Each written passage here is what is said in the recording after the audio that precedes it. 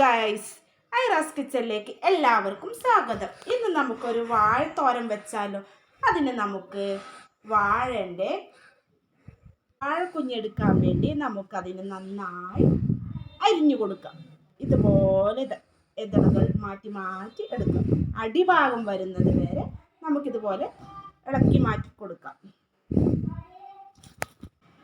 ഇതുപോലെ അടർത്തി മാറ്റണം. ഇതുപോലെ ഇതാ നമ്മുടെ വാഴക്കുഞ്ഞി റെഡിയായി കഴിഞ്ഞു. ഇതുപോലെ വാഴക്കുഞ്ഞി നന്നാക്കി എടുക്കണം.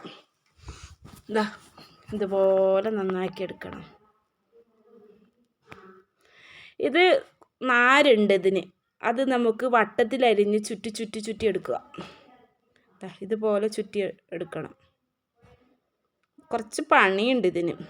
പണിയുണ്ടെങ്കിലും നല്ല ടേസ്റ്റിയായ വാഴച്ചുണ്ട് തോരൻ കഴിക്കാം. വാഴക്കുഞ്ഞി തോരന് വേണ്ടത് ഇതുപോലെ അരിഞ്ഞെടുക്കണം.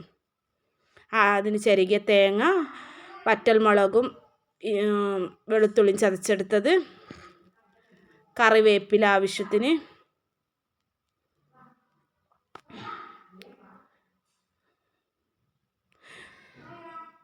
വാഴക്കുഞ്ഞി നന്നായി കഴുകി വൃത്തിയാക്കണം.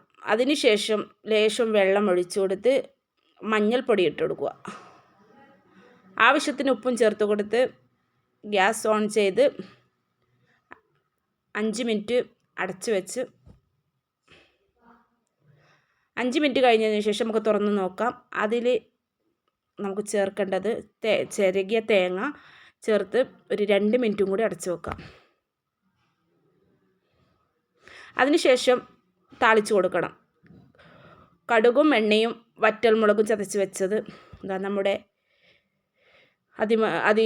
സ്വാദിഷ്ടകരമായ വാഴച്ചുണ്ട് തോരൻ റെഡിയായി കഴിഞ്ഞു. ഇത് ഇഷ്ടപ്പെട്ട ലൈക്ക് ചെയ്യുക, സബ്സ്ക്രൈബ് ചെയ്യുക.